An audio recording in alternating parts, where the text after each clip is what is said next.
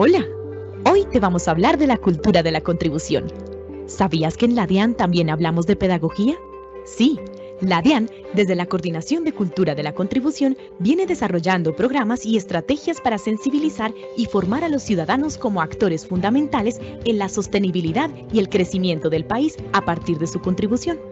Por eso, estamos convencidos de que con el apoyo que nos brindan los maestros de escuelas y colegios desde la pedagogía, el desarrollo de las competencias ciudadanas y el fortalecimiento de los valores en estudiantes de primaria y secundaria con el programa de cultura de la contribución en la escuela, promovemos el pensamiento crítico y la apropiación de creencias, saberes, valores y comportamientos frente al deber de contribuir, el cuidado de lo público y el ejercicio de una ciudadanía activa y responsable, orientada a mejorar el cumplimiento voluntario de las obligaciones y la aceptación social de la tributación como elemento indispensable para la construcción del bienestar colectivo. De igual forma, tenemos la misión de formar a los futuros profesionales de Derecho, Administración, Contaduría, negocios internacionales y carreras afines desde la ética y la responsabilidad social a través del programa Núcleos de Apoyo Contable y Fiscal, NAF.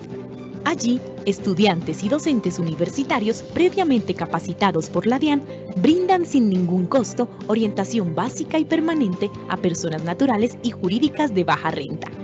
La orientación incluye los temas tributarios, aduaneros, cambiarios y de servicios en línea administrados por la entidad a nivel nacional. La idea es fortalecer las políticas públicas de educación fiscal y promover los programas de cultura tributaria. Además, como servidores públicos de la DIAN y ciudadanos de este país, también promovemos internamente la importancia de cumplir con nuestra labor de garantizar la sostenibilidad fiscal.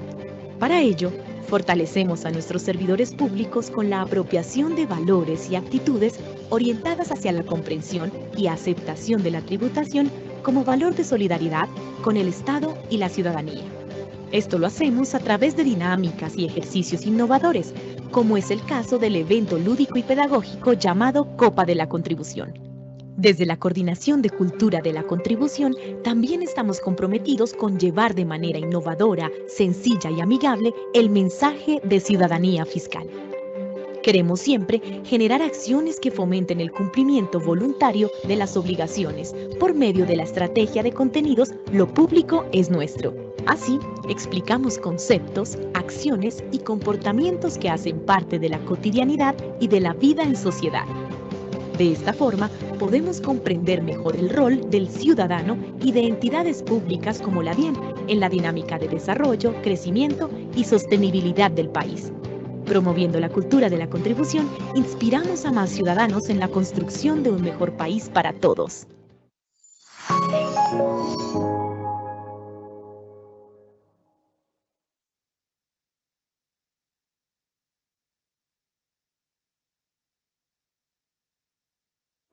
Hola, hoy te vamos a hablar de la cultura de la contribución.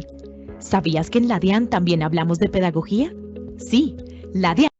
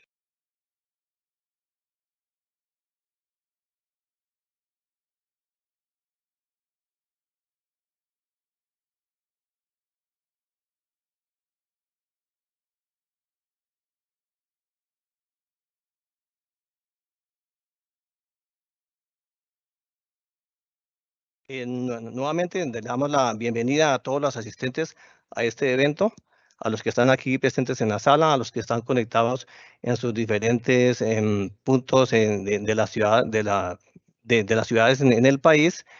em, Les damos la bienvenida. Continuando con la política de servicio al cliente y de acercamiento con los contribuyentes, por parte de la Dirección Operativa de Grandes Contribuyentes Y de esta subdirección de servicio, de recaudo y de devoluciones, hemos organizado este conversatorio con el objetivo de aclararles sus dudas e inquietudes en el proceso de devoluciones, y esto porque hemos visto que se han incrementado los actos inadmisorios, lo que ha conllevado a que tanto para ustedes como para nosotros un desgaste en tiempos, mayor recurso humano y por supuesto un costo financiero para ustedes. Por lo tanto, vamos a tratar diferentes temas en el proceso de devoluciones de saldos a favor de ventas de productores de bienes exentos. Vamos a hacer énfasis en donde hemos encontrado mayores falencias en sus solicitudes de devolución que han llevado a proferir estos inadmisorios. Al final del conversatorio dedicamos un tiempo para responder las diferentes preguntas e inquietudes que surjan, y si no alcanza el tiempo, pues nos las hacen llegar a través de su ejecutivo de cuenta, que es otro servicio que les presta a ustedes esta dirección operativa. Y en el transcurso de la semana, pues vía correo electrónico les estamos devolviendo sus respuestas. En el transcurso de este conversatorio nos acompañan las panelistas, la doctora Diana Carolina Pinilla, contadora pública de profesión, especialista en tributaria y funcionaria de esta coordinación de devoluciones, con una experiencia de más de 3 años. La doctora Eliana Pardo, administradora de empresas, especialista en tributaria y funcionaria de esta coordinación por más de 15 años. Están conducidas por el doctor Javier Ávila, también contador público, con especialización en control y gestión y revisoría fiscal, y con una maestría en Derecho y programa en tributación. También trabaja en esta coordinación hace más de 3 años. Hemos querido darle un espacio especial a la doctora Mónica Yajaira Pilar Ramírez. Ella es la subdirectora de Fiscalización y Liquidación, quien nos aclarará un tema muy importante para ustedes, los productores de bienes exentos, como es el control de saldos y el manejo contable y tributario de sus inventarios. Entonces, sin más preámbulos, le damos la bienvenida. Inicialmente vamos a iniciar con la doctora Mónica Yajaira, que nos aclare todo este tema tan importante. Y enseguida continuamos con los panelistas. Doctora Mónica Yajaira, entonces le damos la bienvenida a este conversatorio.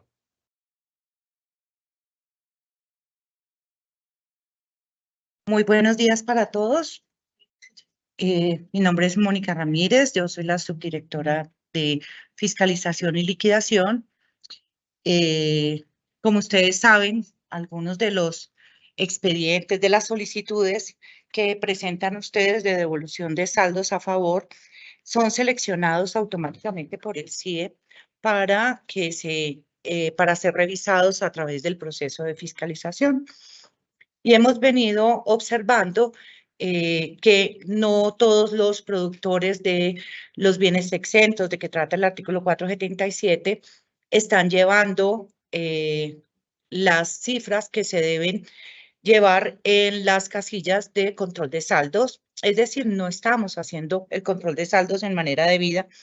Y eso está ocasionando que haya demoras, que incluso en muchas ocasiones tengamos que llegar hasta la suspensión de términos para poder avanzar en la determinación del valor del impuesto que es susceptible de ser devuelto. Entonces, ¿sí están viendo la presentación? Sí. Avanzamos, por favor.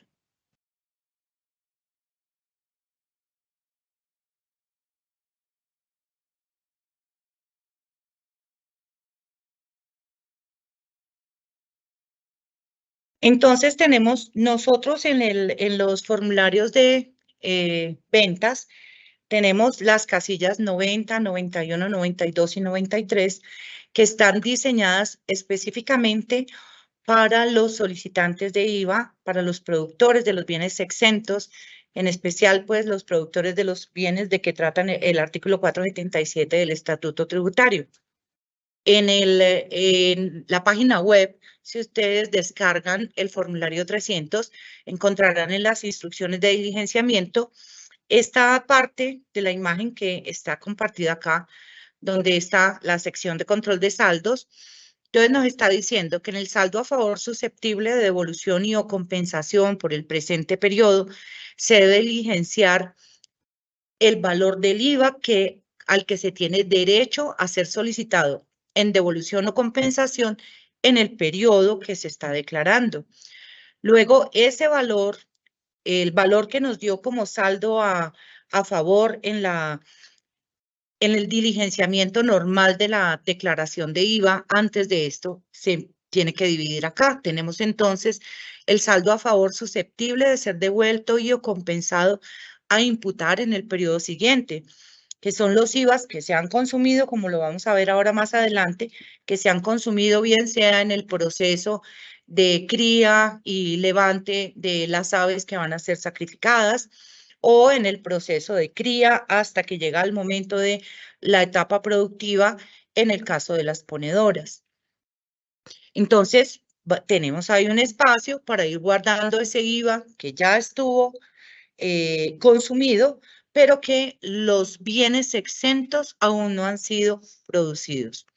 Tenemos el saldo a favor sin derecho a devolución o compensación susceptible a ser imputado en el siguiente periodo. Entonces, ahí tenemos el tema pues de los IVAs que no están directamente relacionados con la producción de los bienes exentos, que es el resultado de lo que haríamos nosotros al momento de aplicar la proporcionalidad del 489, del 490, hay muchos temas ahí que pueden caber en este renglón, y el total del saldo a favor a imputar en el periodo siguiente. ¿Por qué? Porque en general todo el IVA que ha sido consumido en la producción del pollo que va a ser sacrificado o de la gallina que pone los huevos es un IVA que es susceptible de ser devuelto o de ser compensado, y la administración así lo reconoce. Pero hay que ver es el momento en que es oportuno hacer esa solicitud. Entonces, en la producción del pollo en canal, nosotros podemos solicitar el IVA de acuerdo a los pollos que han sido sacrificados. Por eso, dentro de los requisitos de la solicitud de devolución, por ejemplo, está el detalle, la relación y las certificaciones de los terceros, o si ustedes mismos lo han hecho, de las aves que han sido sacrificadas durante el periodo. Eso está para esto, para que nosotros podamos determinar si en este periodo las aves que fueron sacrificadas fueron 1 millón, fueron 2 millones, entonces tienen derecho a, en el tema, por ejemplo, del concentrado, que es la parte que más pesa dentro de los valores que se solicitan en devolución, cuánto comieron esas aves desde el día 0 hasta el día en que fueron sacrificadas. Y en el tema de las ponedoras empiezan a producir en la semana 18, entonces todo el IVA del concentrado que han consumido de la semana 0 a la semana 18 lo tenemos guardado. Y cuando ellas entran a su etapa de producción, ya tenemos derecho a solicitar la devolución de ese IVA. Y a partir de la fecha en la que dejan de ser productivas, bien sea que el avicultor las vaya a sacrificar para venderlas como carne en canal o las vaya a vender como animales en pie, entonces asimismo será el tratamiento del IVA a partir de la semana en la que dejó de ser productiva y la semana en la que sale completamente del inventario del avicultor.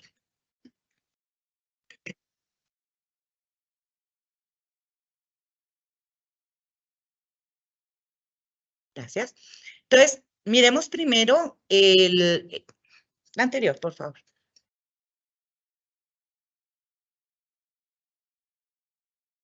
Miremos primero el tema para el caso de el pollo que va a ser vendido como carne en canal. Entonces tenemos, este que está acá, lo que ustedes están viendo del tiempo de encasetamiento y el consumo promedio por día, es una tabla general, no es obligatoria. Cada uno de los avicultores, dependiendo de la granja, dependiendo de la raza, dependiendo del tipo de alimento, del clima, de muchas condiciones, pues va a tener una variación. Este es simplemente una generalidad. En general, se están sacrificando las aves al día 39, al día 40.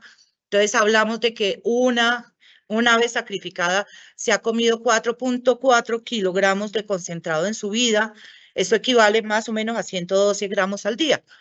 Cada avicultor tiene su dato, conoce y lo conoce perfectamente. Sabe cuánto consume cada una de las unidades que produce, porque ese es su negocio. Entonces lo saben, lo conocen perfectamente. Tenemos entonces nosotros, para un ejemplo que les voy a mostrar ahorita, vamos a tomar que en promedio cada ave consuma 112 gramos de concentrado al día y la fecha de sacrificio, 39, 40, eso ya lo vamos a ver en el ejemplo. Para nosotros poder determinar, ustedes poder determinar cuál es el valor del IVA que pueden solicitar en el periodo 1 de 2023, entonces debemos tener el inventario de los pollos que han sido encasetados a partir del primer día del periodo gravable y el inventario con el que empezamos, los que venían ya encasetados, el detalle de los sacrificios realizados cada día, la relación total de las compras grabadas con IVA que se utilizaron dentro del periodo y el detalle de encasetamiento cada día. O sea, empezamos un bimestre, 1 de enero, de pronto el día 5 de enero meten otra camada, de pronto el día 21 de enero en otra granja inician otra camada. Tenemos que tener ese detalle y les agradecemos por si ustedes van a ser seleccionados para que sea verificada la declaración en el proceso de fiscalización para que podamos terminar dentro de los 30 días. Es importante que esta información, el día que presentemos la solicitud, ya la tengamos disponible. Por favor, podemos mirar el Excel. En la casilla que dice engorde. En la hoja que dice engorde. Vamos a mirar un ejemplo muy sencillo con unas cifras que pues para nada se van a parecer a las cifras que ustedes manejan, pero pues que es una demostración de lo fácil que es poder determinar esto, porque hay algunos avicultores que nos han dicho que no llevan ese control. Pues nos parece que de pronto no es como lo esperado, porque cada persona conoce perfectamente su negocio, sabe al cuánto tiempo, si a los 39 días el pollo ya está de 1.7 kilogramos o necesita más días. El negocio lo conocen ustedes muy bien. Gracias.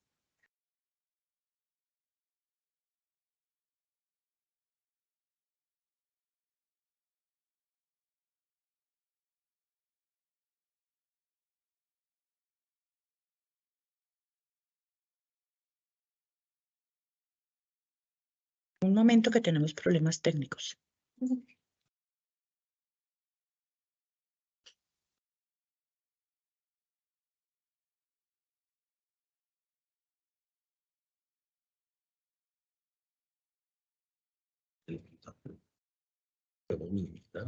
Creo que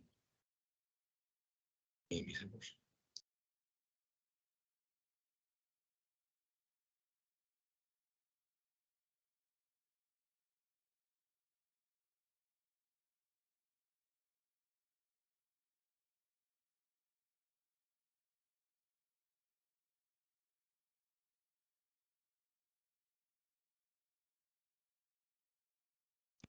Si puedo abrir el micrófono. El micrófono. Ahí está.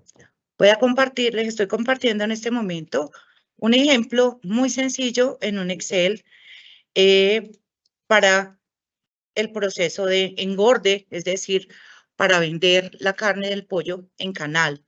Entonces, si nosotros tenemos en este ejemplo, señor.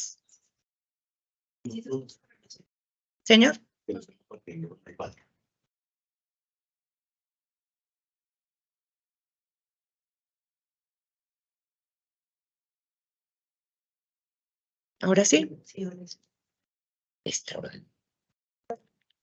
Este es un ejemplo sencillo de una de la cantidad pues de consumo de alimento concentrado en un bimestre. Aquí vamos a hacer en este ejemplo el bimestre 1 del año 2023. En este caso, suponemos una empresa productora de pollo que se dedica a la cría y levante de pollo, que empieza con un inventario de 4.530.000 unidades. Tenemos aquí las fechas de los sacrificios, día a día. Aquí supuse yo, para hacer mucho más fácil el ejemplo, supuse una cantidad de pollo sacrificado al día de 100.000 y sacrificios todos los días durante el periodo grabable. Aquí tenemos la fecha en la que fueron encasetadas las aves que están siendo sacrificadas ese día. Ese es un control que llevan los avicultores, dependiendo las granjas, dependiendo las jaulas. Entonces, ellos van sabiendo los pollos que tenemos en la granja X, esos fueron encasetados hace 41 días, entonces pues ya es momento del sacrificio porque ya han alcanzado el peso que ustedes requieren para poder hacer rentable su negocio. Aquí tenemos la edad de los pollos que fueron sacrificados. O sea, son digamos que los datos básicos, la edad de los pollos que son sacrificados y la cantidad de pollos sacrificados en cada día.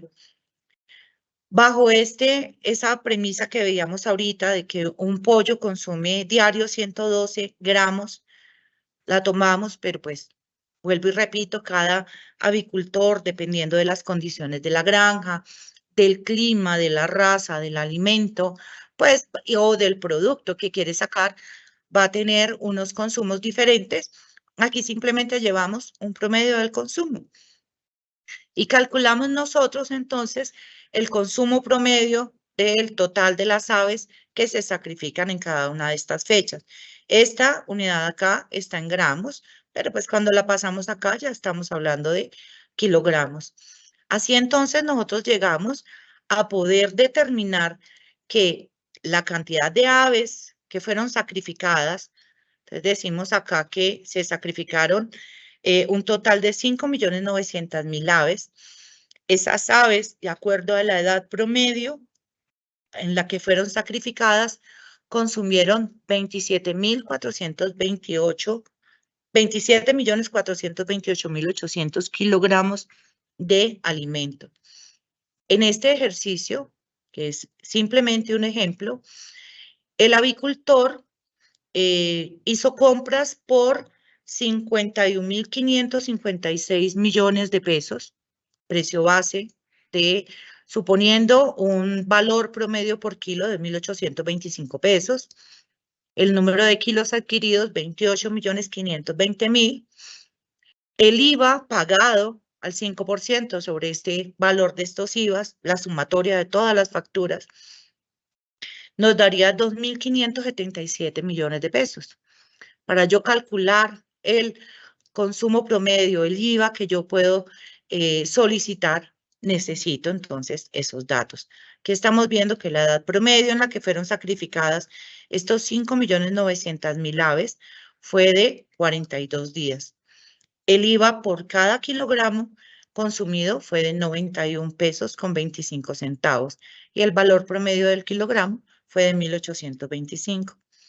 Entonces venimos a las cifras de la declaración. Entonces tenemos en la declaración del periodo anterior, si venimos haciendo juiciosamente el control de saldos, traemos 1.278.500.000.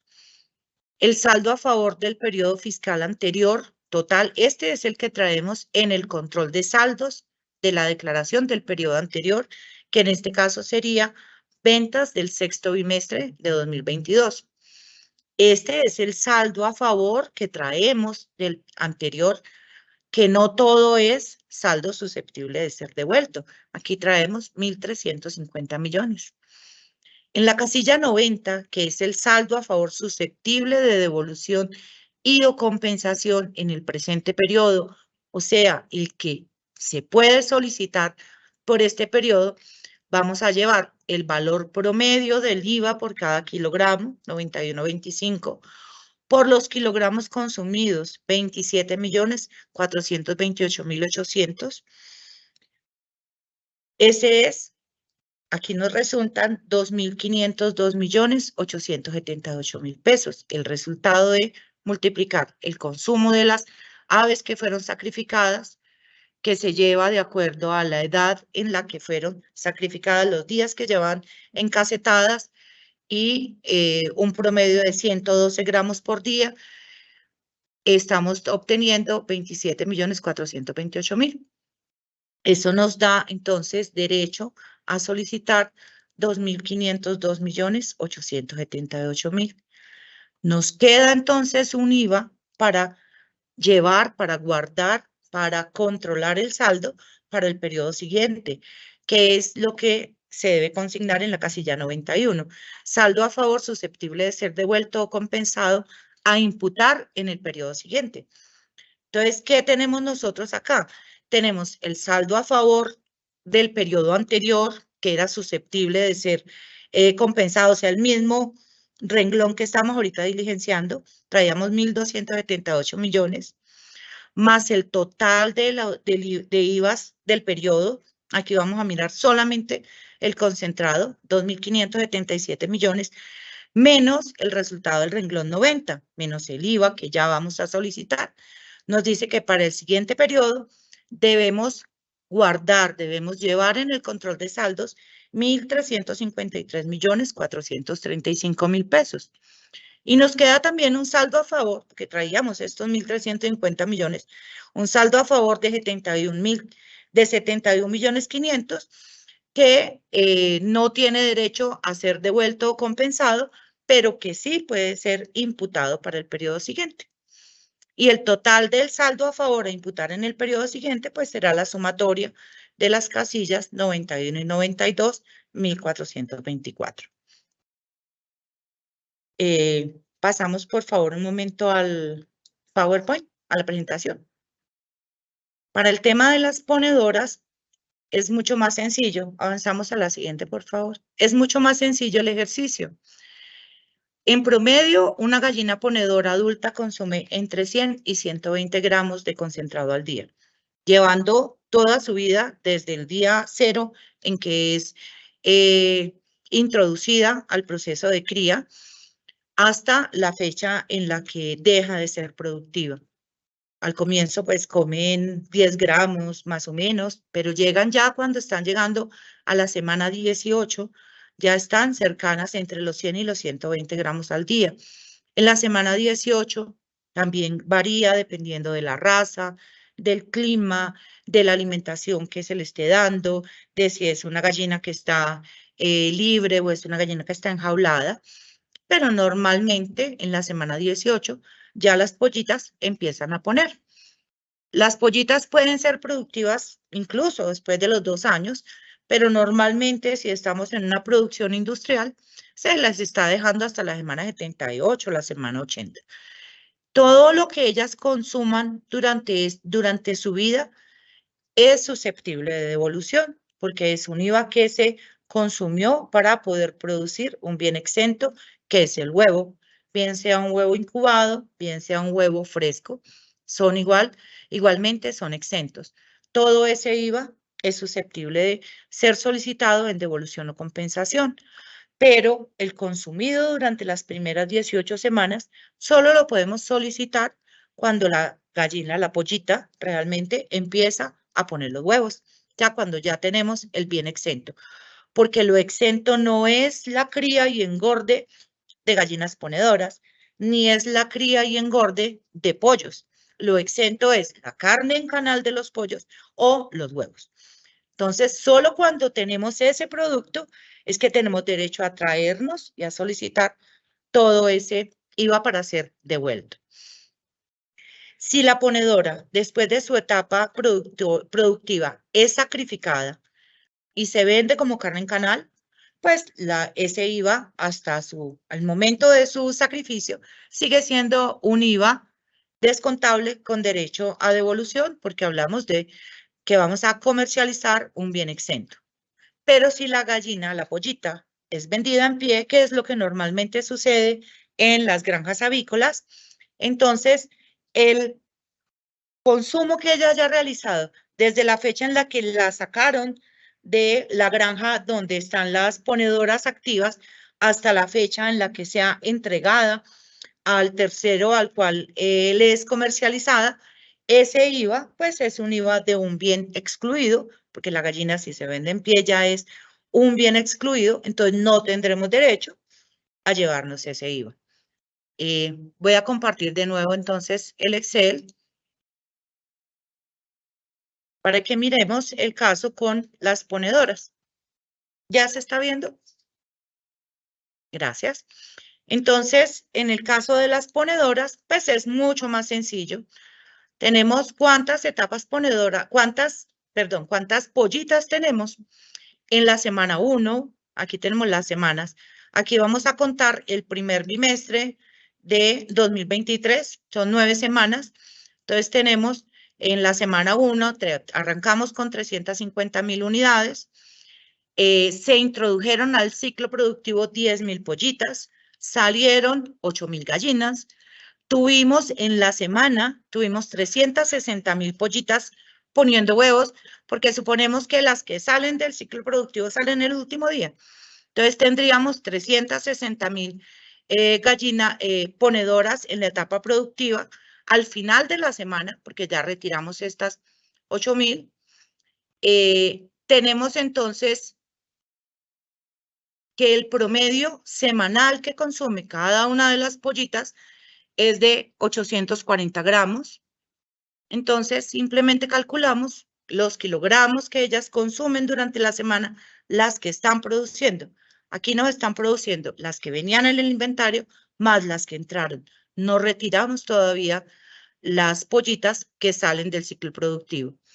Llevamos el acumulado del consumo y llevamos el consumo durante la fase de levante de las pollitas que entraron. Entonces, en este caso, entraron 10.000 pollitas. Esas pollitas ya cada una tienen promedio 18 semanas o dependiendo cómo ustedes lleven su ciclo productivo, pero pues estos serán datos que constarán en un inventario en el que ustedes manejan su producción. Entonces, aquí vamos llevando el consumo de las pollitas que ingresaron, que empezaron a poner huevos, contabilizándole, dependiendo de cada granja. En este caso, el ejercicio lo estamos haciendo con 18 semanas, contando con que en promedio cada una consumió 840 gramos durante cada semana. Entonces, pues es bastante sencillo. Decimos que el consumo en la fase de levante fueron 1.507.207 kilogramos y tenemos que el consumo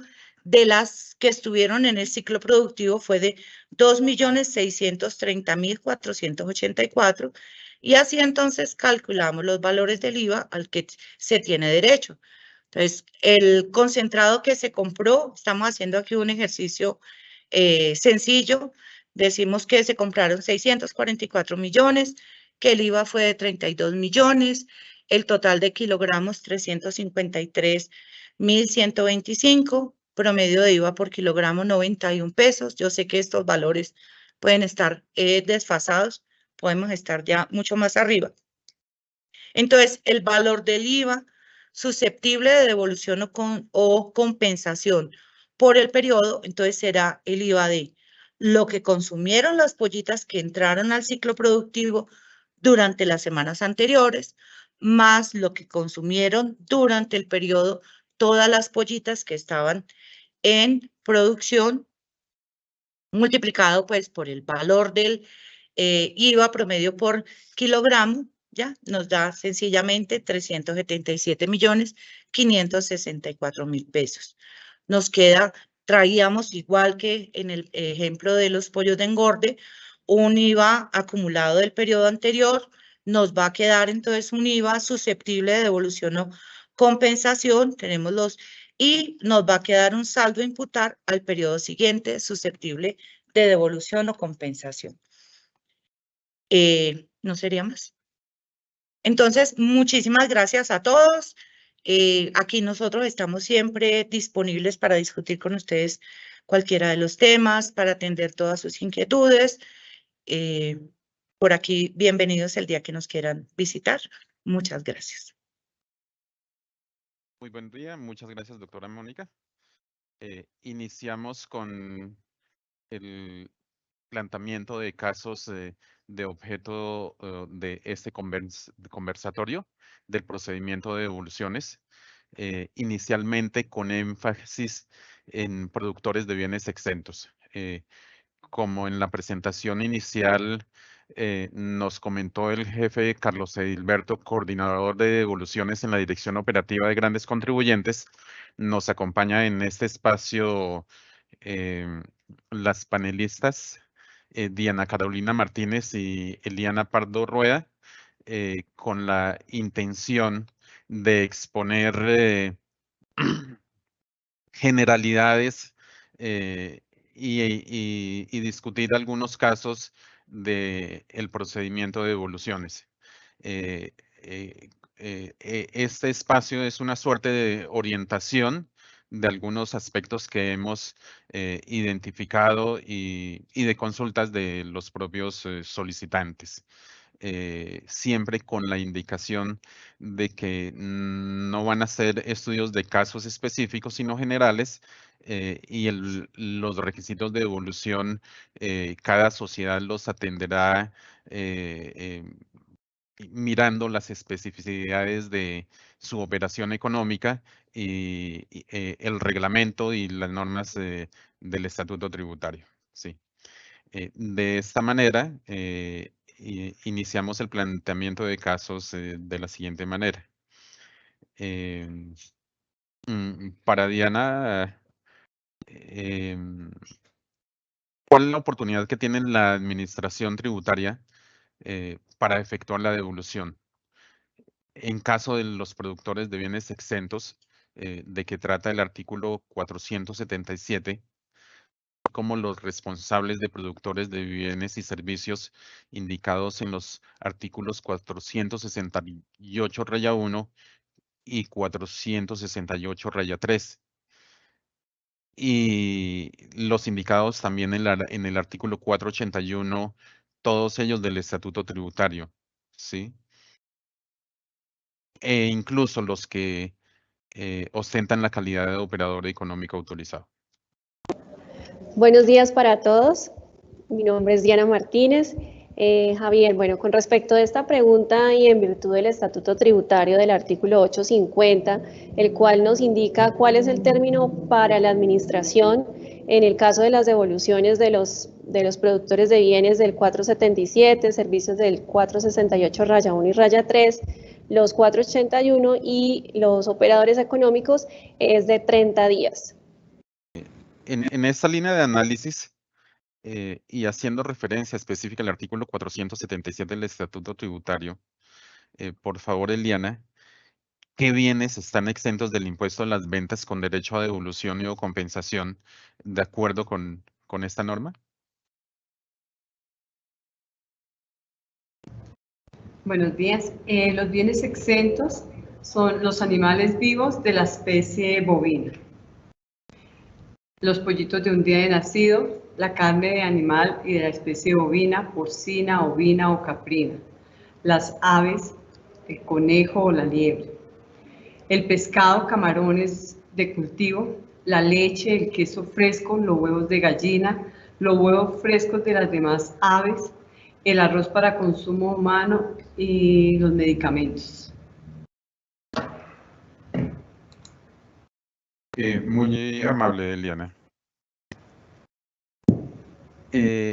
Eliana, discúlpame, Diana, ¿cuál es la oportunidad legal que tienen los productores de bienes exentos con derecho a devolución de que trata este artículo 477?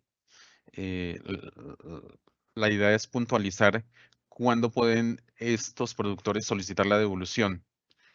¿Qué obligaciones tienen respecto a la presentación de la declaración de renta asociada con las declaraciones bimestrales de IVA objeto de devolución?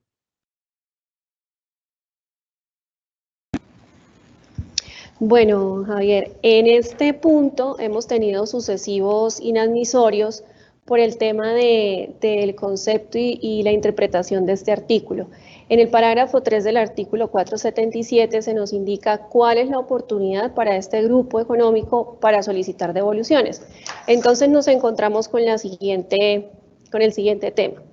¿Qué dice el parágrafo 3? Los bimestres 1, 2 y 3 del año gravable, del periodo gravable en el que se va a solicitar la devolución, se pueden solicitar ante la administración el 1 de julio del año en curso. Para los periodos 4, 5 y 6 deberán esperar a la presentación de la declaración de renta y eso sería, digamos, como la oportunidad para este grupo económico. Sin embargo, hay que tener en cuenta una frase dentro de este artículo y es: la oportunidad son 2 veces al año. Es decir, la cantidad de solicitudes de devoluciones efectivas durante el año para los exentos es 2 veces. Es decir, si usted ya tuvo 2 devoluciones efectivas durante un año gravable, no podrá acceder a una tercera. Deberá esperar al siguiente periodo gravable para solicitarla.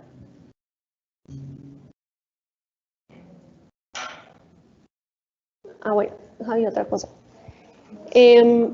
Ahí hay una excepción dentro de este grupo de actividades económicas, que es para las OEAs, que ellas sí tienen la oportunidad de solicitar esta devolución de forma bimestral con una respuesta de la administración de 30 días y no aplicaría el tema de presentaciones de renta ni aplicaría la fecha del 1 de julio. Ellas son una devolución bimestral ordinaria. A 30 días. Muy amable, Diana. Por favor, Eliana, siguiendo con los productores de leche, carne y huevos y comercializadores de animales vivos de la especie bovina, ¿qué norma establecen los requisitos especiales que deben cumplir este tipo de productores en sus solicitudes de devolución? ¿Qué formatos son los aplicables? ¿Y qué información requiere para la solicitud de esta línea de producción? Bueno, estos productores de bienes exentos deben cumplir obligatoriamente con el artículo 1612115 del decreto 1625, con los literales A, B y C, en caso de A, que es lo de el ajuste a cero, eso es obligatorio para todos, como el 1439 literal B, como el literal C, el formato 1441 en caso de que realicen importaciones. Pero asimismo ellos tienen una norma específica que es el artículo 1612116. Para esto, los formatos que deben diligenciar para su actividad económica específica son los formatos 1460, que es donde relacionamos toda la producción de su bien exento. En este caso, ellos tienen que relacionar el listado de los ingresos exentos, excluidos y grabados. Pero asimismo, como lo decía la doctora Mónica ahorita, cuando un productor de bien exento de avícola, solo huevos, y sacrifica una parte de sus animales, de sus pollas, ahí mismo debe relacionar el sacrificio de estos animales, ¿cierto? Asimismo debe relacionar el formato 1754, que es donde certificamos el sacrificio de los animales, el 1763, que es en donde nos informan la ubicación donde se está efectuando la actividad productora. Este formato 1763 también lo deben anexar los productores de medicamentos. Toda vez que ellos son bienes exentos, no deben diligenciar el formato 1460, pero sí donde efectúan la actividad económica, donde realizan la actividad económica. Ese formato también aplica para los productores de medicamentos. Muy amable, Eliana. Diana de Eliana nos hablaba del formato 1460. De la relación discriminada de ingresos en ventas exentas, excluidas y grabadas según tarifas. ¿cuáles son las recomendaciones generales para el correcto diligenciamiento del formato 1460 en este componente? ¿Esta relación debe tener alguna correspondencia con la declaración de ventas? ¿Qué norma impone esta obligación? Aquí hay varios temas que vamos a ahondar con respecto a este formato, porque es uno de los formatos más concurridos en las causales de inadmisorio. Como ya lo había explicado la doctora Mónica y mi compañera Eliana, este formato contiene las guías de movilización en el momento del sacrificio, el número de las aves que se sacrificaron, y en la última hoja contiene tanto la cuota FONAP o FEDEGAN, dependiendo del tipo de productor que el contribuyente sea, y finalmente una relación de los ingresos grabados, exentos y excluidos. Entonces, importante con respecto de la relación, que concuerde con los ingresos que se están declarando en el periodo informado, es decir, si usted está solicitando una devolución con arrastre, habrá un 1460 para cada periodo y la información allí consignada deberá coincidir con la declaración de ventas de cada uno de los periodos. Adicionalmente, con respecto de la cuota de FONAP o de FEDEGAN, pues son estos gremios los que acreditan al productor. Entonces, ¿qué es importante aquí decir? Quien tiene derecho a la devolución es el productor del bien exento. Y nos han allegado una serie de dudas de los contribuyentes con respecto de quién es el productor del bien exento, especialmente cuando se trata de la cría de la especie bovina. Entonces, el dueño del bien exento es quien tiene derecho a solicitar la devolución. ¿Por qué? Porque es exento para el levante y la cría de este bien. Pero si yo se lo vendo a otra persona y esa persona lo comercializa, pues el bien deja de ser exento y se convierte en un bien excluido. Por lo tanto, solo tendrá derecho quien es el dueño en este caso, del animal. ¿Quién nos acredita? Pues el dueño es ¿quién?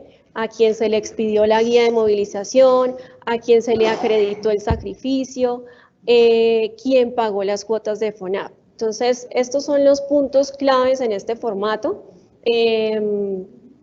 y son, digamos, determinantes para no solamente no solamente para saber quién es el dueño y quien tiene derecho a la devolución, sino para otro tipo de factores como lo que nos explicó inicialmente la doctora Mónica Yajaira. Diana, continuemos en el caso de la información exclusiva para productores de bienes exentos referidas a las certificaciones de sacrificio de animales que se reportan en el formato 1754. ¿Qué información específica debe reportar los solicitantes en este caso?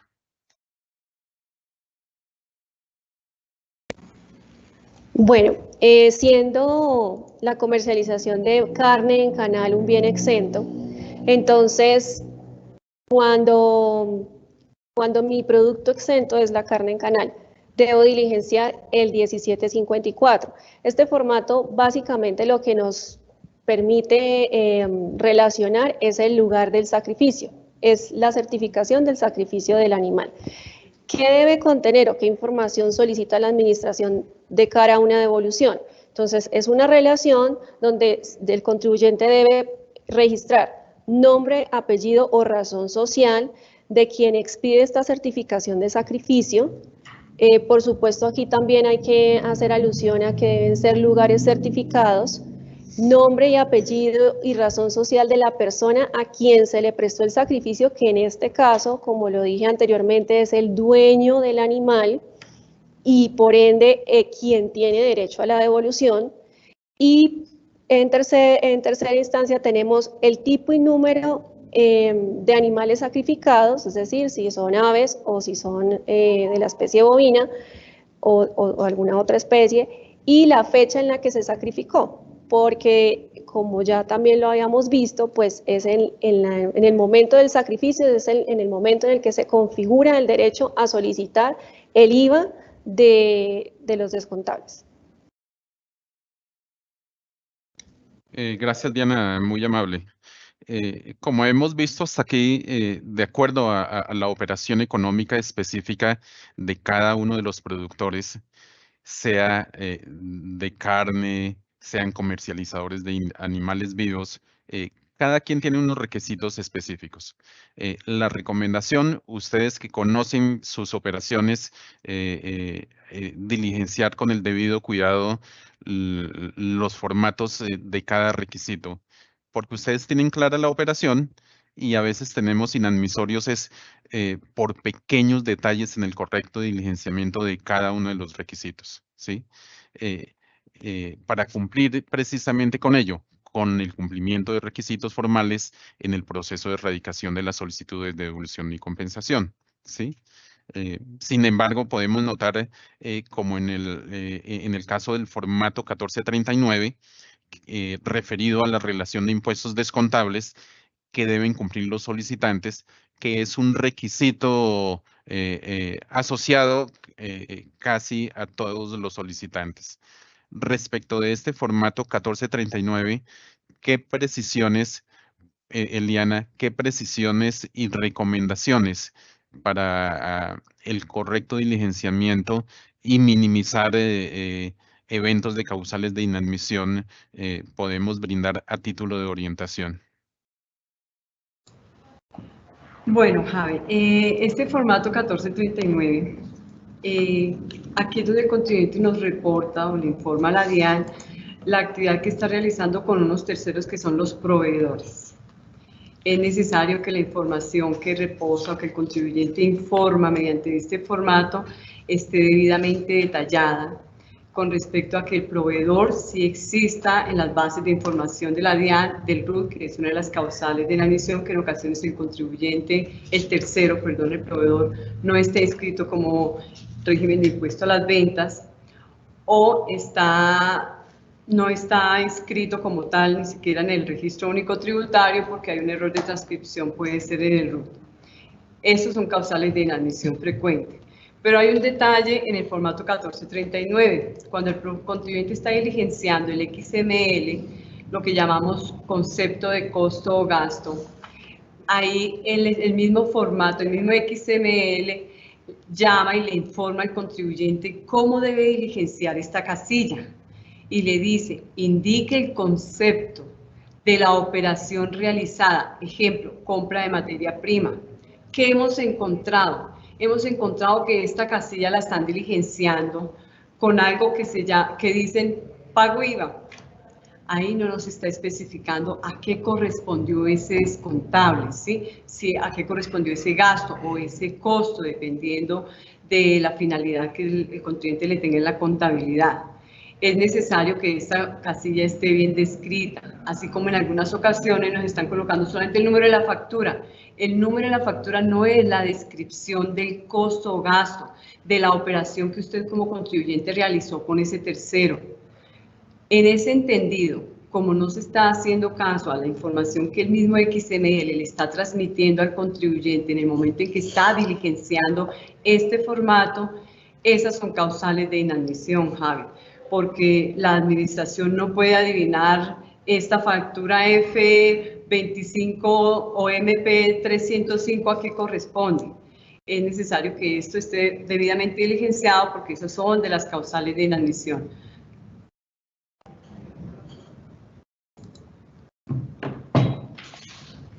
Muy amable, Eliana. Eliana, también tenemos otro sector económico referido en el artículo 477 del Estatuto Tributario y hace referencia a operaciones que cumplen cuando, en el caso de los vehículos automotores de servicio público o particular de transporte de carga nuevos, esos son bienes exentos sobre el impuesto de las ventas que den derecho a devolución ¿qué norma reglamenta que a esa clase de bienes se le otorgue derecho y qué requisitos específicos deben cumplir en el caso de que se presenten este tipo de operaciones? Bueno, esta es un decreto reglamentario que es el decreto 221 de febrero del 2020. Este salió con la finalidad de la reposición de vehículos de servicio público de transporte de pasajeros y servicios públicos y particular de carga. Este beneficio tiene una vigencia de 5 años a partir del año 2020, que salió en febrero del 2020. A partir de su publicación tiene 5 años. ¿Qué ocurre? En algunas ocasiones los contribuyentes están radicando y se están amparando en el mismo decreto, en el 221, que nos remite al literal O del decreto 1625 del 2016. Aquí en este decreto, el literal O hace parte de todas las solicitudes de devolución de bienes exentos. En este orden de ideas, el contribuyente debe cumplir con la certificación expedida por el representante legal. Perdón, no es el literal O. Es el P, perdón, es el P. No, el P del Amazonas. Sí, perdón.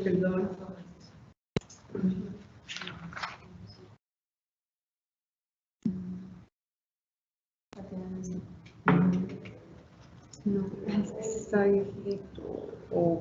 perdón, es el literal Q. Es el literal Q del decreto 1625.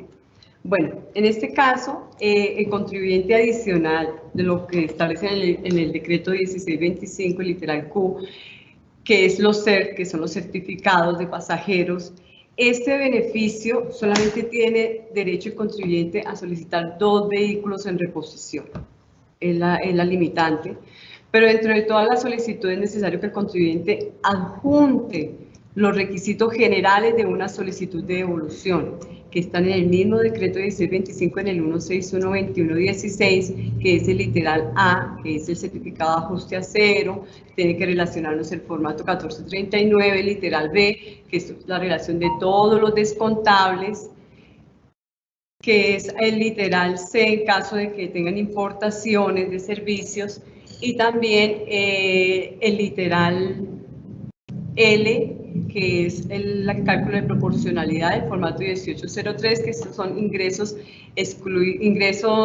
netos en el cálculo de proporcionalidad, así como el literal K, los ingresos brutos en el cálculo de prorrateo. Aquí es necesario mencionar algo. Los contribuyentes que están haciendo solicitudes de devolución por este concepto tienen un arrastres.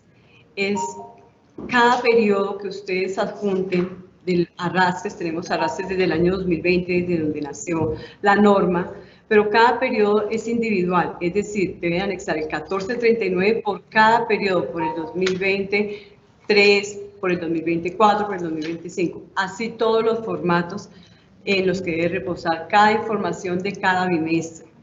O sea, no puede en un solo formato, 1439, relacionarme todos los bimestres, no, porque se hace el estudio de cada bimestre. Adicional, el sistema hace la validación por bimestres, la declaración del bimestre 1 con el formato 1439 del bimestre 1, con el formato 1803, cálculo de proporcionalidad del periodo 1. No podemos llevar aquí acumulados. Esas son las inquietudes en estos nuevos solicitantes, porque están solamente adjuntando lo que nos dice el literal Q, que es el decreto 2021, pero adicional a eso deben informarnos toda la información que tiene la declaración de IVA. ¿Listo, Javi? Muy amable, Diana. Diana, en el caso de los bienes que se introduzcan y comercialicen en los departamentos de Amazonas, Guanía, Guaviare, Baupés y Bichada, ¿qué bienes tienen connotación de bienes exentos? ¿Qué norma reglamenta esa clase de bienes o les da esta clasificación o calidad? qué requisitos deben cumplir en los solicitantes en el caso de que presenten estos eventos para acceder a la devolución de los saldos a favor que se determinen? Bueno, saliendo un poco del tema agropecuario y viniéndonos a otro tipo de comercialización de bienes que también se entienden como exentos regulados dentro del 477, encontramos la comercialización de ciertos bienes siempre y cuando sean consumidos y comercializados únicamente en estos departamentos. ¿Cuáles son estos departamentos? Son Amazonas, Guainía, Guaviare, Vaupés y Vichada. Los bienes que contempla el artículo 477 como excluidos son los bienes de consumo humano y animal, exentos, vestuario, elementos de aseo, medicamentos tanto para humanos como para animales, materiales de construcción, bicicletas y motocicletas. Bueno, este tipo de solicitud tiene un requisito especial, pues además de todos los que contempla el proceso de devoluciones, y otra cosa por aclarar es que no existe formato para el cumplimiento de este requisito. ¿Qué dice el literal P del 1.6.1.21.15 del DUR?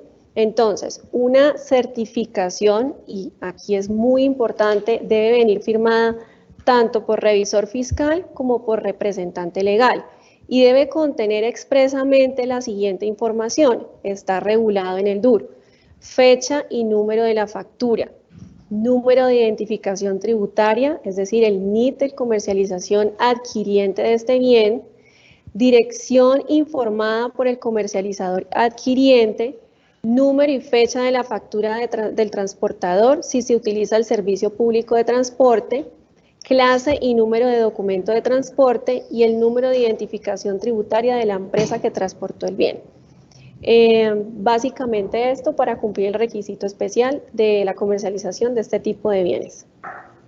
Gracias, Javi. Muy amable, Diana. Por favor, Eliana, hay un tema que ha inquietado tanto a la administración como a los contribuyentes de una, sí, relativamente reciente normativa referido a la devolución automática.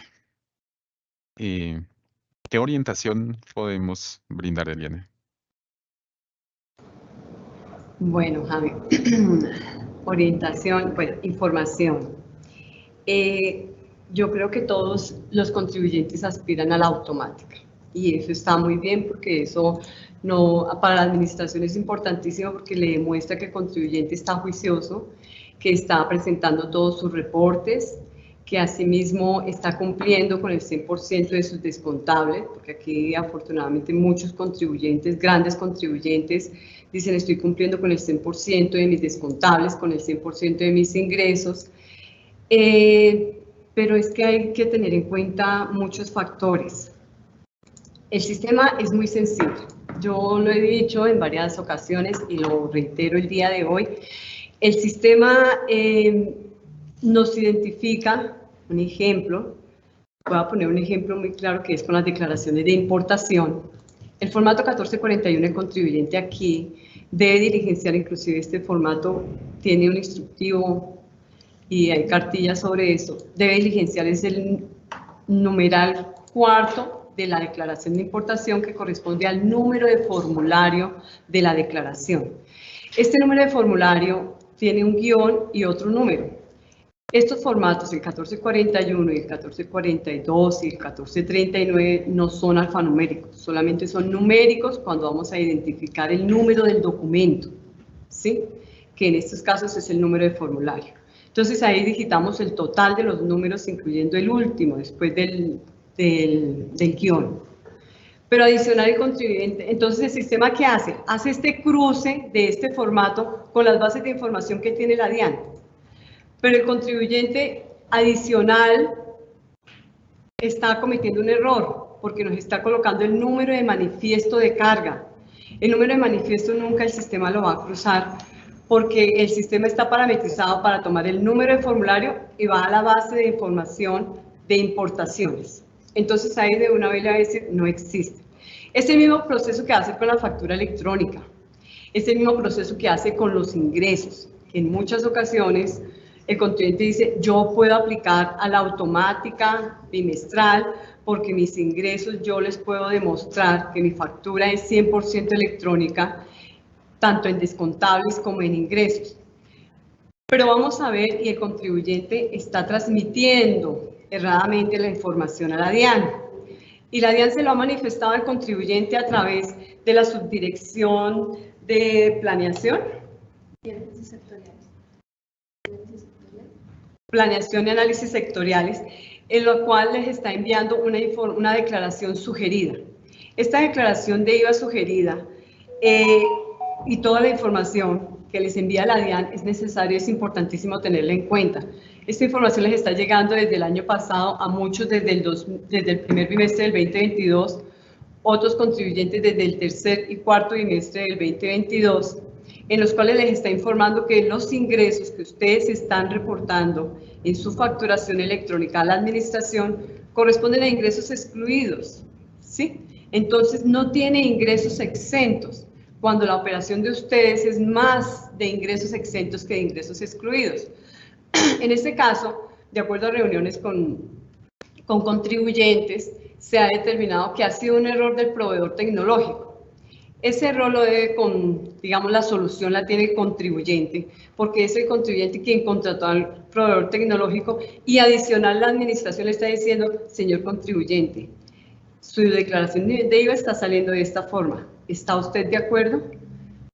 Y ahorita decimos, necesitamos que nos colaboren porque mi factura, yo le puedo enviar toda la facturación electrónica, que es 100% facturación electrónica en ingresos.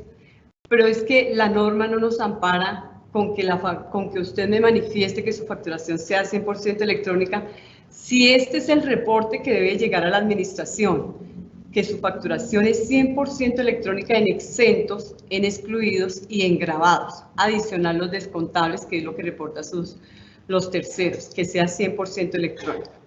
Eso por un lado. Por otro lado, un error de transcripción en los formatos, básicamente lo que hemos encontrado, un error de transcripción del número de factura, del NID del proveedor, del nombre del proveedor. Todo eso el sistema hace la verificación y efectivamente ahí se están presentando también, digamos, el inconveniente para que usted diga, ¿por qué no me sale automática? Automática es que solamente va con la firma del jefe. Un automático no pasa por manos de ningún sustanciador, va directamente como sale el inadmisorio automático, con la firma del jefe. Dentro de los 5 días ya usted sabe si le sale automática o no.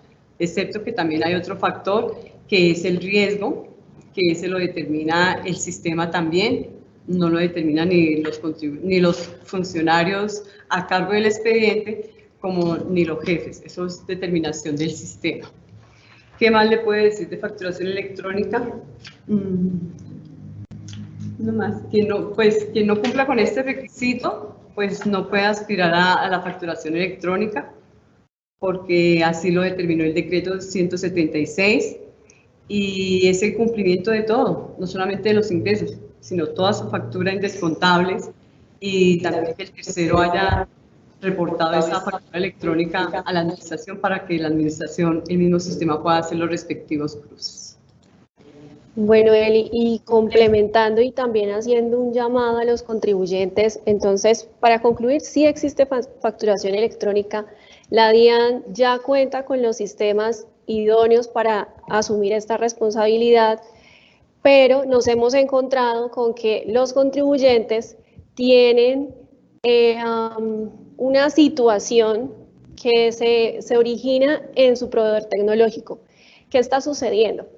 Resulta que para los proveedores tecnológicos, grabar un ingreso a la tarifa cero y no grabarlo es lo mismo. Y todos aquí los presentes sabemos que la diferencia entre que un ingreso esté grabado a la tarifa cero y que no esté grabado es precisamente el derecho a la solicitud de una devolución ante la administración. ¿Qué sucede? Al momento de parametrizar la factura electrónica, pues el proveedor tecnológico decidió que lo exento y lo excluido era lo mismo, dejándolo además como excluido todas las operaciones exentas. No se puede reversar, o sea, no se puede ir al pasado a solucionar este problema, pero sí ya se les ha advertido, como le dijo la compañera Eliana, a través de las declaraciones sugeridas. Si ustedes evidencian que en su declaración sugerida el ingreso está clasificado como excluido, pues lo que eso indica es que hay un error de su proveedor tecnológico. ¿Cuál ha sido el inconveniente de cara a la administración? El error no es de la administración, el sistema funciona, tanto que evidencia esta situación. A quien deben dirigirse para solucionar este problema es a su proveedor tecnológico. Nos llegan miles de explicaciones, de escritos, certificaciones mejor dicho, de los presidentes, de los revisores fiscales, y la administración entiende el error. Pero la administración también es consciente y entiende que el error no es de la administración, no es trasladable a la administración. Con quien deben reunirse y con quien deben gestionar esta situación es con su proveedor tecnológico. Una vez esto sea superado, probablemente contemos con la fortuna de poder tener una devolución automática exitosa. Muy amable, Diana. Diana, continuando con requisitos de devolución aplicables a todos los solicitantes, respecto al formato 1825, que trata de la proporcionalidad de impuestos descontables, haciendo énfasis en relación a los ingresos que dan derecho a devolución o los ingresos que no dan derecho a devolución. ¿Qué recomendaciones respecto al correcto diligenciamiento de la información requerida en este formato? Bueno, esta respuesta la vamos a enfocar especialmente a cuando mi contribuyente tiene operaciones exentas, grabadas, excluidas, y dentro de las grabadas tiene operaciones, ventas grabadas al 5%. ¿Por qué? Porque aquí es donde encontramos digamos, el error más frecuente. Resulta que cuando yo vendo al 5% y compro mis insumos para producir ese bien al 19%, pues tengo derecho a una devolución por una diferencia de tarifa. Al momento de diligenciar el 1825, tengo dos renglones en los ingresos. Uno, los ingresos sin derecho a devolución, y el segundo, los ingresos con derecho a devolución. Estos ingresos grabados a la tarifa del 5% deben ser diligenciados en los ingresos sin derecho a devolución, no porque no tengan derecho a devolución, sino porque estos ingresos no están sometidos al prorrateo. Entonces, si los pusiera con derecho a devolución, estoy aumentando la cifra para prorratear, para determinar cuál es mi valor susceptible de los descontables, y adicional al momento de calcular pues la diferencia de tarifa es como si me lo estuviera tomando doblemente. En ese sentido, lo correcto es diligenciar sin derecho a devolución los ingresos grabados tanto del 5 como a la tarifa general, y en los con derecho a devolución únicamente los bienes exentos que están sometidos a prorrateo. Así es, Diana. Y con respecto al formato 1825, es necesario mencionar que cuando vamos a hablar del descontable, el descontable, allí colocamos el total del impuesto descontable del periodo, es decir, el renglón 81 de la declaración. En este renglón, el mismo sistema le determina cuál es el saldo susceptible de devolución, teniendo en cuenta que nuestros contribuyentes tienen ingresos grabados y exentos. El mismo sistema, porque Diana les dice, coloque solamente el grabado, ¿sí? Sin derecho a devolución. Porque, como le dijo ella, no es que no tenga derecho, ¿sí? Aquí vamos a colocar todos los ingresos brutos sin derecho a devolución del grabado, como lo dice el 489, de los grabados, como lo dice el 489, y vamos a colocar también nuestros exentos, ¿sí? ¿Para qué? Para que el sistema me calcule con respecto a ese descontable a qué sí tengo derecho y a qué no tengo derecho, que ese es el resultado de la casilla 34 que me da el mismo formato. Este valor es el que la administración le reconoce como que usted tiene derecho de su total. Lo que sucede es que el que tiene tarifa diferencial va a hacer un cálculo independiente en el formato, porque el ingreso del 5% no lo prorrateamos. Porque ¿qué prorrateamos? Prorrateamos son los exentos con derecho a devolución. El 5% sí tiene derecho, pero es algo que se llama tarifa diferencial. La tarifa diferencial, que ese es un cálculo que hace el contribuyente independiente, pues no tenemos formato para ello, pero el cálculo lo debe hacer cada contribuyente en forma independiente. Pero no solamente el formato de 1825, sino también el formato de 1803. Hay un problema con los descontables. Estamos llevando en las casillas IVA descontable directo, no sometido a proporcionalidad, como el IVA transitorio en su contabilidad, que es el sometido a la proporcionalidad. Estamos llevando en este IVA descontable sometido a la proporcionalidad el total del IVA del bimestre. No, ahí no se debe llevar el total del IVA del bimestre.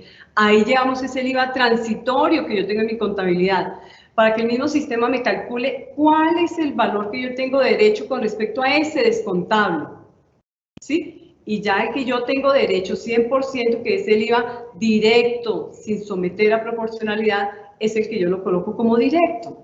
Entonces, cuando el contribuyente me está colocando el total del descontable del IVA en su contabilidad, no el transitorio, sino en la parte superior, cuando el sistema me calcula, termina calculándome que cuando yo sumo el resultado, que es el IVA, el IVA sometido directamente a la proporcionalidad y el directo, cuando yo lo sumo, me sale una cifra de 4.000 millones, y cuando yo miro en la declaración de contribuyente solamente tiene un descontable de 2.000 millones. Por Dios, estamos elevando el total del descontable.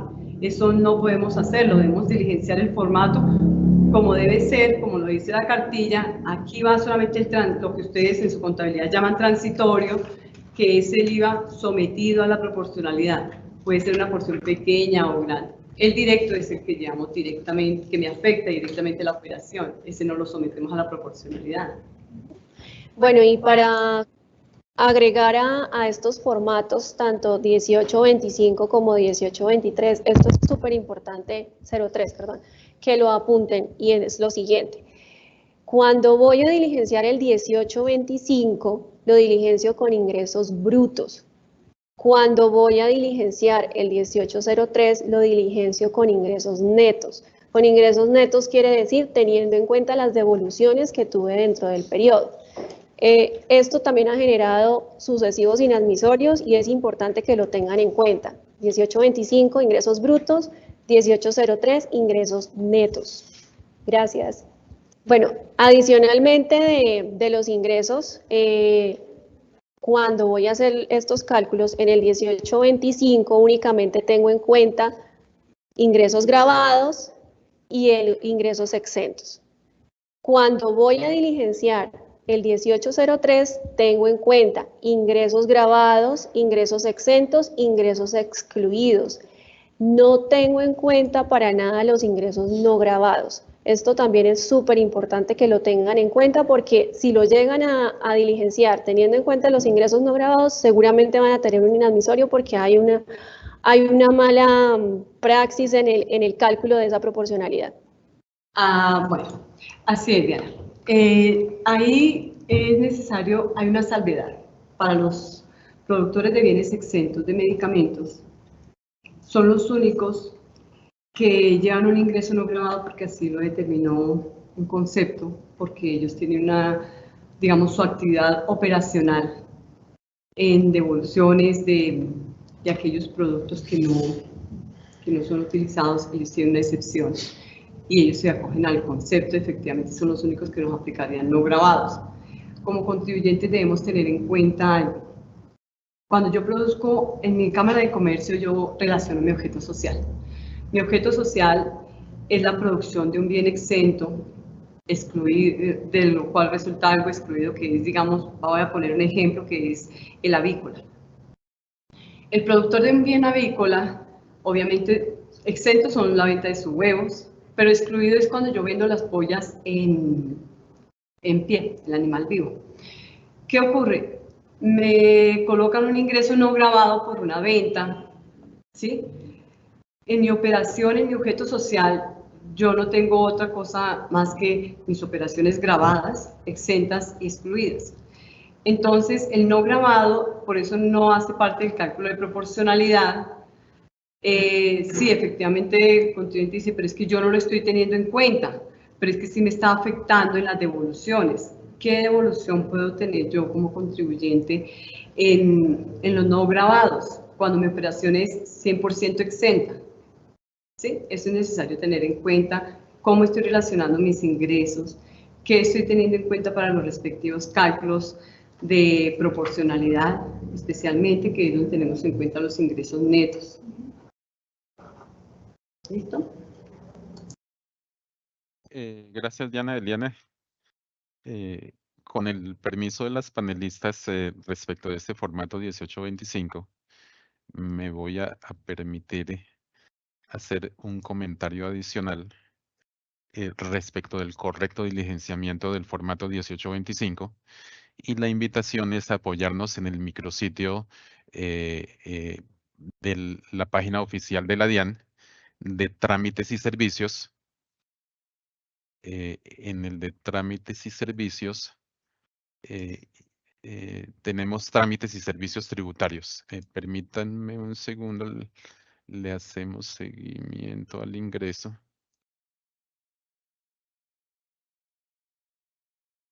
Entonces tenemos trámites y servicios tributarios.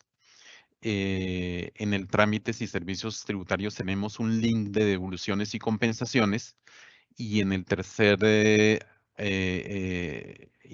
opción de ingreso tenemos devoluciones o compensaciones por saldos a favor originados en las declaraciones o actos administrativos de impuesto a las ventas, ¿sí? Aquí tenemos algunas instrucciones generales también a tipo de orientación, y respecto del formato 1825, respecto del formato 1803 y 1825, da unas instrucciones, aunque son más formales después de haber avanzado con los conceptos de fondo importantes como los han expuesto Liana y Diana. Indica cómo debo diligenciar los formatos de proporcionalidad del artículo 490 y 489. Y nos da esta indicación. Y me permito leer textualmente lo que indica el micrositio. Dando cumplimiento a lo establecido en el artículo 577 del Estatuto Tributario, los formatos del servicio informático de devoluciones se deben diligenciar teniendo en cuenta la aproximación de miles de las declaraciones, ¿sí? Y es claro que esta obligación normativa nos la impone al momento de declarar aproximaciones de miles. Las solicitudes de devolución de saldos a favor se me soportan en las declaraciones, y en el mismo sentido, cuando rindo los formatos en el proceso de solicitud, haciendo énfasis en el 1803 y 1825, las variables informadas deben diligenciarse atendiendo la aproximación de miles según la disposición del artículo 477 del Estatuto Tributario. ¿Con qué finalidad? Con la finalidad que no existan diferencias entre los valores allí señalados.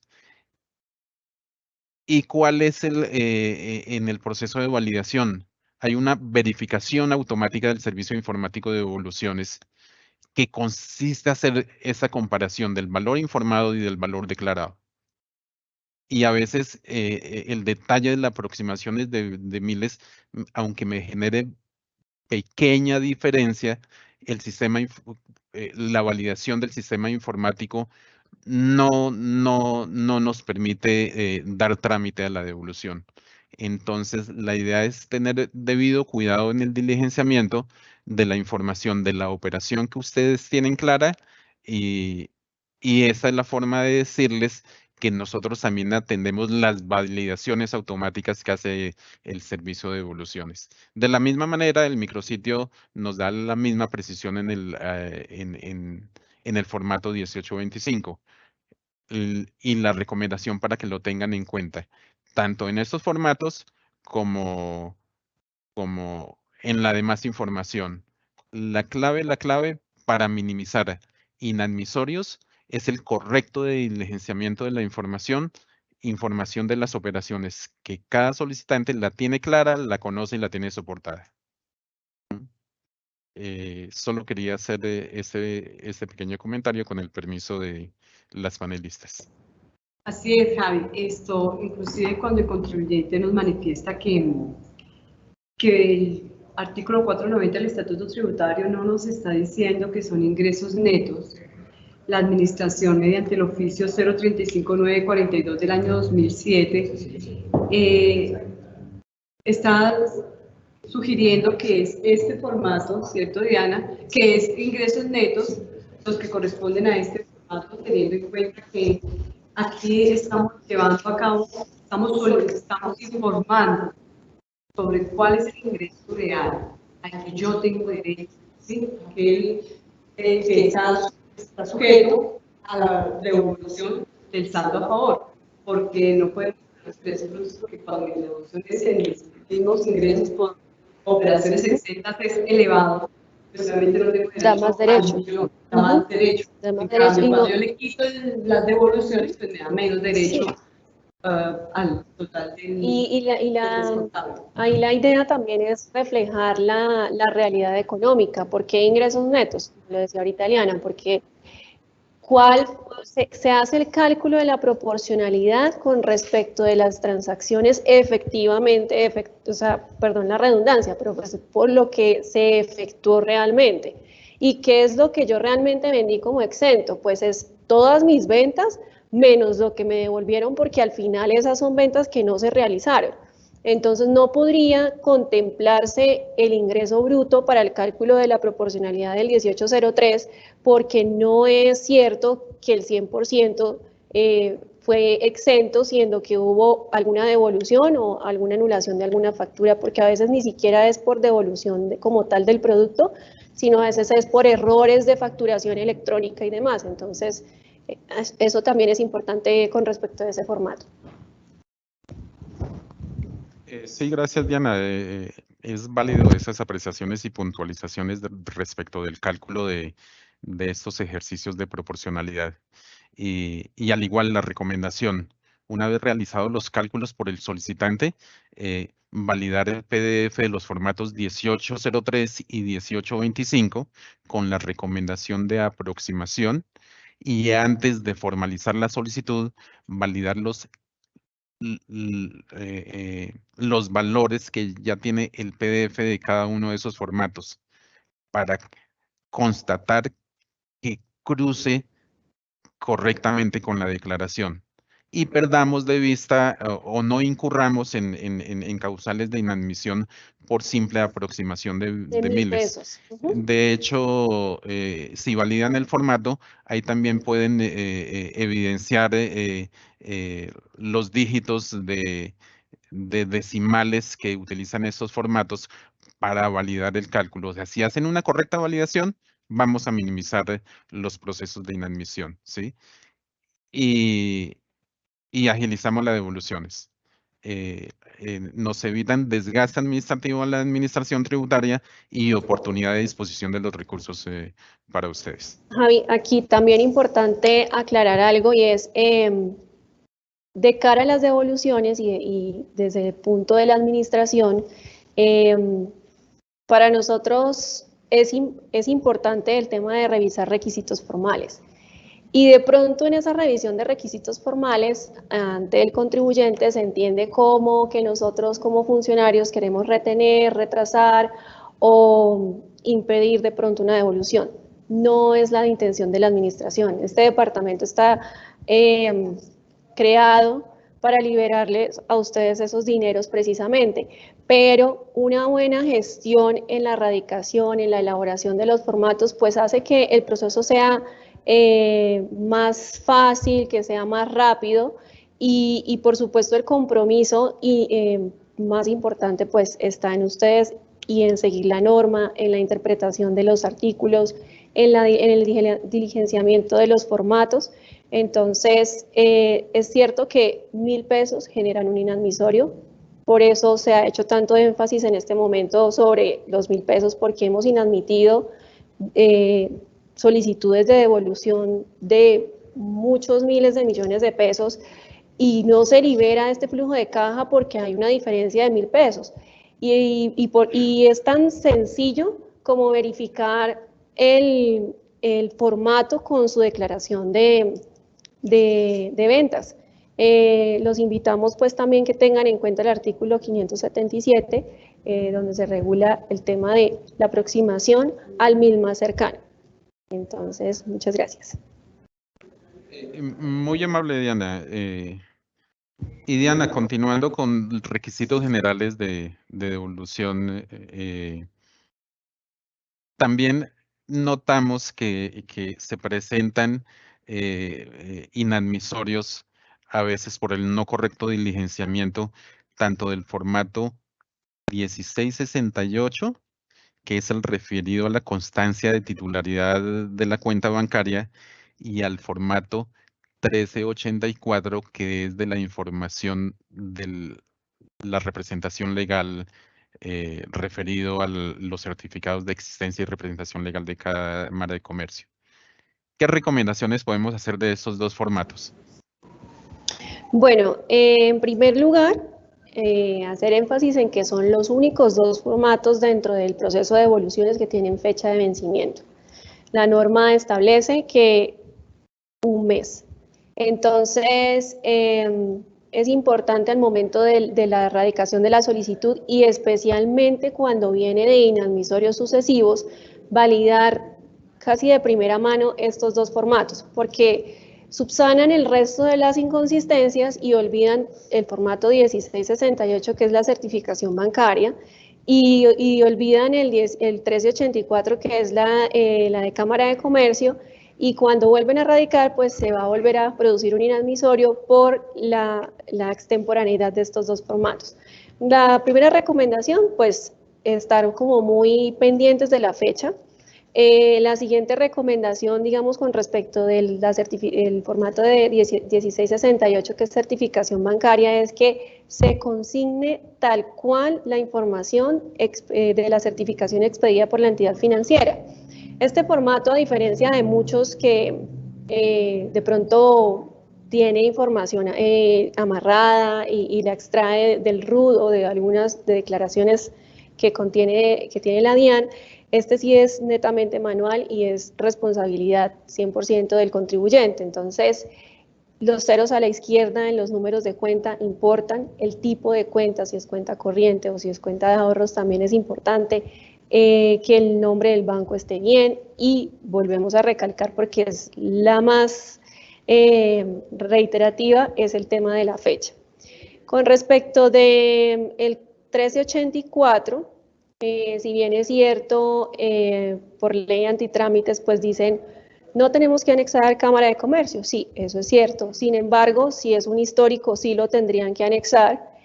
Y sin embargo, si el formato viene con fecha superior a los 30 días, pues se va a inadmitir, porque el artículo es muy claro en decir que no puede superar y se refiere a este formato, que es un requisito formal dentro del proceso de devolución. Y muy amable, Diana, muchas gracias por esas precisiones. Atendiendo requisitos generales en el proceso de devolución, por favor, Eliana, podemos hacer referencia a la obligación de informar, a qué obligación informan los solicitantes en el formato 1442, relación de DEX y documentos de transporte. ¿Cuáles son los ejercicios de validación que se hacen en la coordinación de devoluciones y qué recomendaciones respecto para el correcto diligenciamiento de esta información requerida? Bueno, aquí para hablar del 1442 son las exportaciones. Tenemos contribuyentes que tienen bienes exentos, pero también tienen exportaciones directas o exportaciones a zona franca. Entonces, aquí hablamos de los dos formatos, del 1442, que es el literal D y E, del decreto, del artículo 16121.15, del decreto 1625, y del parágrafo segundo. ¿Qué sucede? Este formato 1442, el contribuyente debe ser diligenciado en pesos, es donde más encontramos aquellas inconsistencias, porque el contribuyente nos está diligenciando este formato en dólares, es decir, nos está reportando el valor del DEX. Aquí debemos reportar es el valor en pesos, que es el valor de la contabilidad que se encuentra registrada la factura de venta. También es necesario mencionar que para la exportación de ventas a zona franca, el contribuyente diligencia el formato 1479. Estos valores también deben ser en pesos, que es el valor que usted, en dado caso de que la administración requiera hacerle una visita, vamos a encontrar en la causación, que es la factura de venta y se encuentra relacionada en pesos. Eso es dentro de las recomendaciones que damos con respecto a estos dos formatos, que es por exportaciones de bienes exentos. Sí, exportación de bienes. Gracias, Eliana. Diana,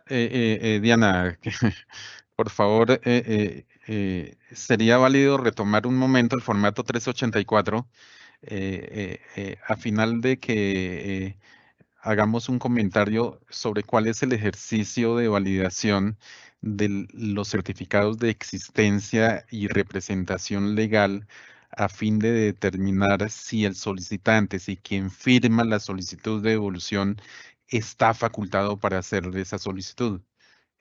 ¿Cómo nos apoyamos en esa validación? Si eventualmente se requiere alguna autorización adicional, ¿qué podemos orientar al respecto? Bueno, aquí varias cosas. Primero, cuando yo voy a hacer la validación, o sea, la Cámara de Comercio me sirve a mí para verificar si la persona que está solicitando la devolución es quien está facultada para hacerlo. Esto se refiere al formato 10, ¿no? Entonces, ¿qué nos está pasando últimamente? Se radican las devoluciones, las solicitudes de devolución, y no se está teniendo en cuenta las limitaciones de los representantes legales. Entonces, en algunas ocasiones tenemos limitaciones por cuantía, tenemos limitaciones por firmas conjuntas, hay limitaciones porque se requiere autorización de otro órgano, entonces no se está teniendo en cuenta, se radica la devolución, y pues se genera un inadmisorio porque quien está firmando el formato 10, pues por Cámara de Comercio, no está habilitado. Entonces la invitación es a que revisen estas limitaciones y en caso de que haya alguna, pues se subsane de la forma correcta. ¿Cuál es? Pues si está limitado en cuantía o si necesita la autorización de otro órgano, pues que este órgano expida esta certificación y se anexe dentro del expediente virtual, porque aquí también cabe mencionar que una vez radicado el expediente, no es posible adjuntar documentos ni para ustedes ni para nosotros funcionarios. Esto es un tema de transparencia, tanto para la administración como para el contribuyente. Entonces, los documentos que se adjuntaron en el momento de darle clic a formalizar son los únicos documentos que se van a tener en cuenta en la sustanciación. ¿Qué quiere decir? Que si faltó la autorización, pues se generará un inadmisorio por falta de este requisito y en una nueva radicación, pues podrá ser adjuntada para ser subsanado. Pero pues esto obviamente implica tiempo en la liberación de los flujos de caja. Entonces sí es importante tener en cuenta este tipo de cosas. También cuando presenten devoluciones con arrastres de periodos anteriores y quienes firmaron las declaraciones en el momento de la radicación ya no se encuentran nombrados, es obligación adjuntar cámaras de comercio, ya sea del representante legal que ya no está nombrado, del revisor fiscal que ya no esté nombrado e incluso de los apoderados. Entonces existe histórico para cada uno de estas calidades. Eso con respecto de Cámara de Comercio, Javi. Gracias, Diana.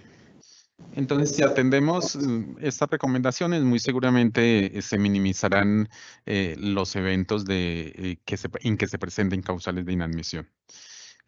Ahora bien, una vez inadmitida una solicitud en materia de oportunidad, ¿en qué término deben presentar una nueva solicitud? Y por favor, Eliana, hacer énfasis en los documentos en cada solicitud son objeto de estudio y qué recomendaciones para minimizar un nuevo inadmisorio, por favor.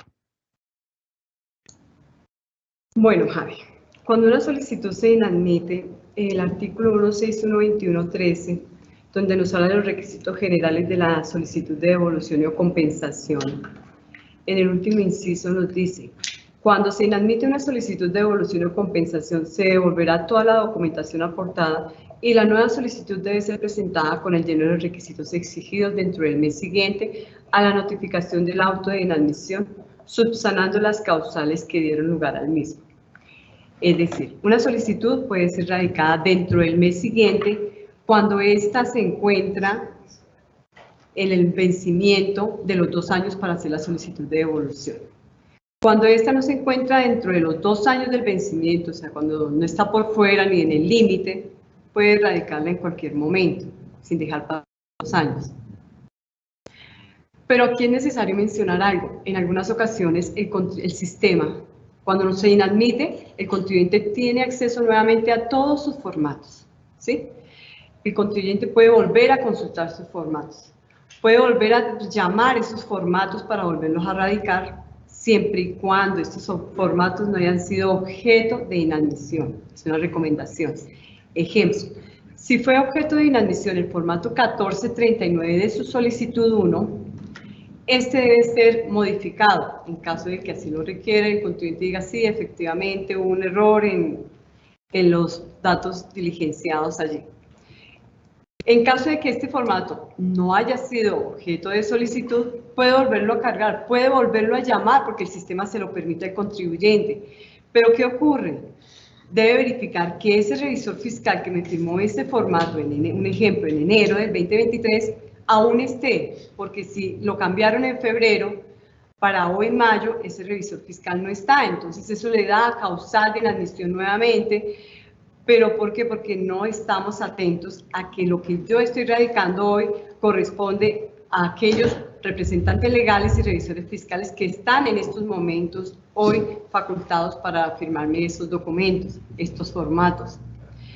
Asimismo, cuando dice aquí el último inciso del artículo 161.21.13, la administración le devolverá sus documentos. Usted puede contar con ellos para solicitar la información, para adicionarla. Pero no podemos contar con ellos para decir: la administración ya tiene allá los documentos. No, porque en ese momento se cerró el expediente y es usted como contribuyente quien vuelve a retomar su expediente. La administración no vuelve a retomar ese expediente porque usted va a hacer una nueva solicitud y sobre esa nueva solicitud se vuelve a hacer el estudio de todos los documentos y todos los requisitos formales. No solamente del formato 1439 que le quedó mal, no, absolutamente de todos. Es decir, si usted está obligado por la condición de que trae arrastres o sus declaraciones han sido objeto de corrección, a anexar el certificado histórico, debe ser allegado en la nueva solicitud también el certificado histórico. No contemos con que en algún momento yo lo radiqué. Imagínense un contribuyente que tenga 3 inadmisorios, entonces me toca irme a buscar. Por eso en estas solicitudes de requisitos formales no se hacen traslado de pruebas, no se verifica expedientes anteriores porque eso ya fue archivado, ya fue cerrado, ya se encuentra en otra instancia. Ya para nosotros, para requisitos formales, lo que cuenta es la carpeta digital entregada por el contribuyente el día de hoy. Esa es una de las recomendaciones. Sí, señor, efectivamente lo mismo, inclusive en el desistimiento el mismo contribuyente está renunciando, está diciendo: no continúo con este proceso, por lo tanto renuncio, cierro este caso y voy a retomar mis documentos porque la administración no le ha adicionado más documentos. Lo mismo ocurre con los desistimientos. Gracias, Eliana. Para finalizar, se dirigirá a ustedes el jefe Carlos Rincón, Coordinación de Devoluciones de la Subdirección Operativa de Servicio, Cobro, Recaudo y Devoluciones de la Dirección Operativa de Grandes Contribuyentes. No sin antes agradecer la participación a Diana y a Eliana por sus aportes en el conversatorio. Nuevamente, entonces, agradecer la presencia a todos a este evento. Esperamos que el objetivo propuesto se haya cumplido, sus inquietudes hayan sido resueltas. Una información adicional, cuando se envió el link, no se habilitó digámoslo, el espacio para que ustedes nos hicieran las preguntas. Entonces, a través de sus ejecutivos de cuenta, que ya cada quien sabe quiénes son, por favor, hacérnosla llegar y en el transcurso de esta semana, a vuelta de correo, se las hacemos llegar. Gracias a los que están aquí presentes, allá ustedes, cada uno en sus sitios de trabajo, gracias por la participación. A los panelistas, también gracias. A Javier, el conductor. Esperamos que haya sido pues de satisfacción para todos ustedes. Y aquí en esta coordinación estamos prestos cuando radiquen sus solicitudes en el menor tiempo posible, con la política del servicio que ha caracterizado esta dirección operativa, de resolver sus solicitudes de devolución.